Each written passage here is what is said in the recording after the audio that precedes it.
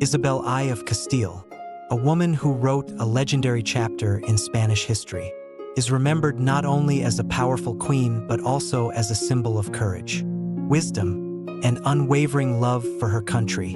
Her life, filled with historical turning points and embellished with mythical nuances, is a vivid tapestry woven with harsh realities and inspiring tales, even tinged with elements of fairy tales.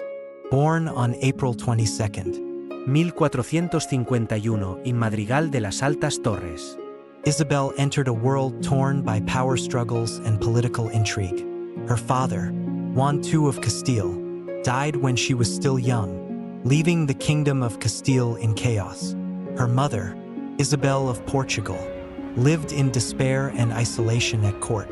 Amid this dark backdrop, Isabel grew up with a unique character, displaying resilience and keen intellect beyond her years. It is said that even as a child, Isabel would sneak into the royal library to read historical texts, theological treatises, and political strategies. Many believed that she harbored grand ambitions even then, far beyond the imagination of those around her. Isabel's life took a dramatic turn when her brother, Henry IV, ascended the throne of Castile. Henry was a weak king, easily manipulated by the nobles, leaving the kingdom mired in disputes.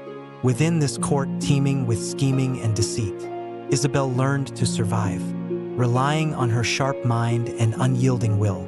A fictionalized yet popular tale recounts a moment at a royal banquet where Isabel, confronted with malicious insults from a group of nobles, delivered a concise but cutting speech that left everyone speechless. From that moment, she was discreetly referred to as the uncrowned queen due to her intelligence and regal demeanor. The marriage between Isabel and Ferdinand II of Aragon is not just a romantic tale, but also a strategic alliance. When Isabel decided to marry Ferdinand in 1469, she faced fierce opposition from her brother Henry and the Castilian nobility. According to legend, Isabel disguised herself as a servant to secretly leave the royal court, crossing treacherous roads to reach Aragon and meet Ferdinand. Their reunion, said to have taken place in a small church in Valladolid, was marked by vows not only of marriage but of partnership on the challenging path of politics and war. When Henry IV died in 1474, Isabel ascended the throne of Castile, sparking a civil war. Isabel's early reign was fraught with difficulty, as she faced formidable enemies both inside and outside her kingdom. One dramatic account describes how Isabel, during an ambush by rebel forces in Segovia, proved her bravery, riding a white horse, holding an ancestral sword. She led a group of loyal soldiers to break through enemy lines in the dead of night. It is said that the moon shone so brightly that the soldiers believed it to be a divine sign, blessing Isabel's cause. As Castile stabilized, Isabel and Ferdinand turned their focus to the Reconquista, reclaiming the Iberian Peninsula from Muslim rule. The campaign to reclaim Granada, which lasted nearly a decade, was one of Isabel's greatest challenges. According to legend, during the harshest days of the campaign, Isabel personally visited military camps to care for the wounded and inspire soldiers. She became known as the Mother of the Battlefield, an unofficial yet deeply respected title. Ingenuuri 1492. The Catholic armies led by Isabel and Ferdinand finally captured Granada, ending 800 years of Muslim rule on the Iberian Peninsula. This victory, however, was achieved not only through military might but also through Isabel's diplomatic acumen. It is said that during negotiations with Granada's leaders, Isabel used her understanding of Muslim culture to build trust, facilitating a relatively peaceful transfer of power. That same year, Isabel made a decision that would change the course of human history. She sponsored Christopher Columbus's expedition. Despite strong opposition from many advisors, Isabel believed in Columbus's vision of finding a new route to Asia.